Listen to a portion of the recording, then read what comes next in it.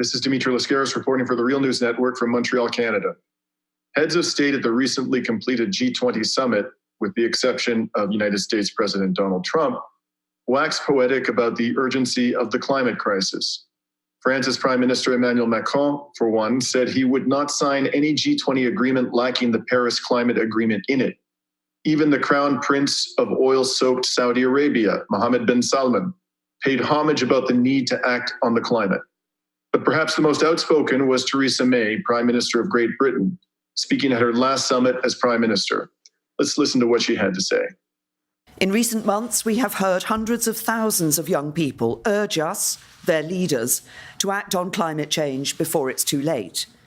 I'm proud that the UK has now enshrined in law our world-leading net zero commitment to reduce emissions, and I have called on other countries to raise their ambition and embrace this target. As it turns out, however, none of the leaders at the G20 have clean hands when it comes to the climate crisis. That's the conclusion of a report that came out right before the summit began, published organizations such as the Overseas Development Institute, Oil Change International, and Natural Resources Defense Council. Titled G20 Coal Subsidies, Tracking Government Support to a Fading Industry, the report documents that G20 member countries have given about $63.9 billion in subsidies per year to the coal industry. And that's the money that can actually be traced. Here to talk about that report is one of its co-authors, Leo Roberts, who works as a senior research officer for the Overseas Development Institute and is based in London in the UK. Leo, thanks for joining us on The Real News today. Thank you, pleasure. So Leo, while President Donald Trump continued to deny the science of climate change and oppose solutions to the problem at the G20 summit, other leaders did not and spoke as to the crisis, the urgency of the crisis. What do you make of these dynamics, and how do they align with what you found in doing the research for your report?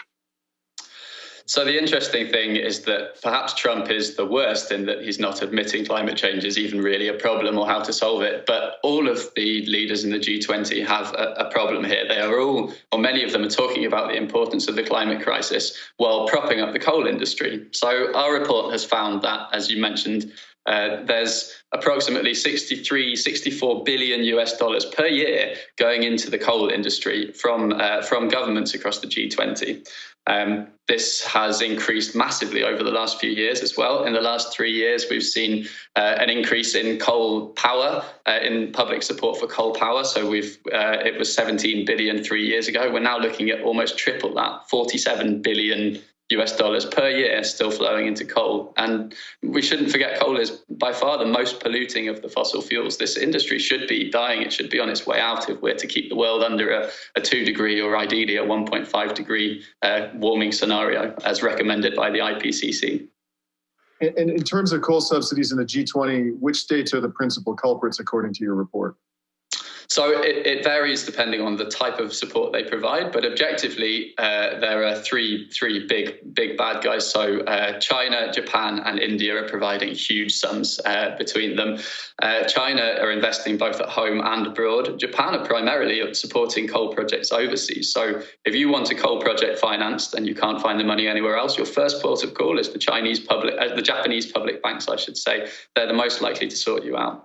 The US is providing extensive support to coal mining, and various other governments are also providing subsidies. Now, you and your co-author said right up front that the subsidy numbers you crunched are conservative and likely constitute an undercount.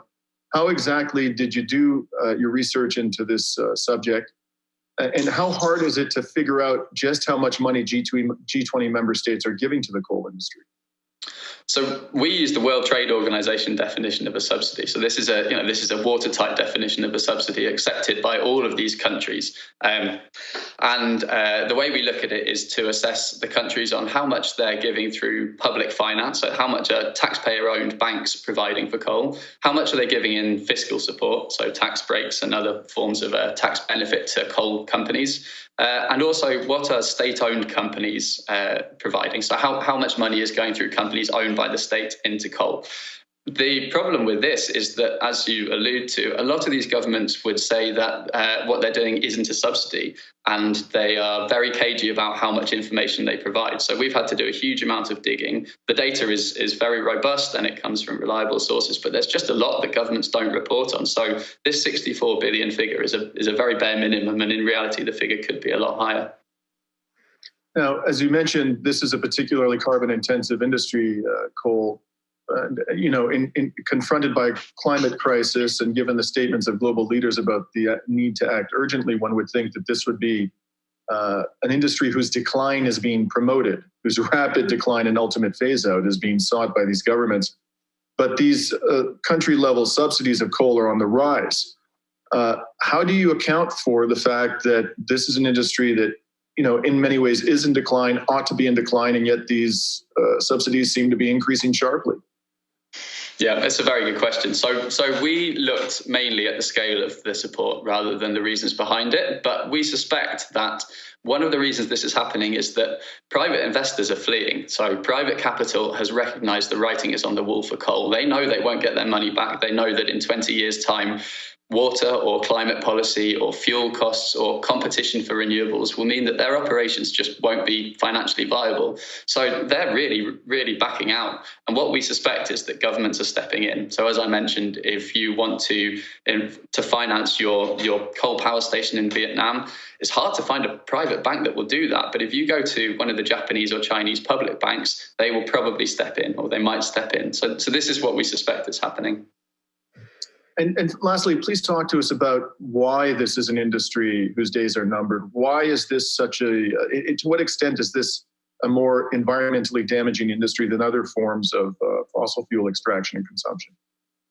Well, I mean, coal is just by far the highest emitting. It produces the most carbon dioxide and has by far the highest impacts on climate change. It's a massive driver of climate change, much bigger than oil or gas, which are still hugely problematic in themselves. But the other thing that is often neglected is that coal is also hugely polluting, and it kills people all over the world. The pollution is terrible. The costs on healthcare systems are terrible. This is a climate problem. Yes, it's causing climate change and it's worsening it. And it needs to be an industry that's gone. But it's not just because of the climate. It's also because of the local environmental impacts. And there's no reason for it to survive anymore. In many countries in the world, you've got renewables that are half the cost of coal. It's not the cheapest. It's not the cleanest. It's not the most effective. It shouldn't be propped up by the G20 governments. Well, we've been speaking to Leo Roberts of the Overseas Development Institute about a major new report showing rather large increases in global fossil fuel subsidies amongst the G20. Thanks very much for joining us today, Leo. Thank you. This is Dimitri Lascaris reporting for the Real News Network.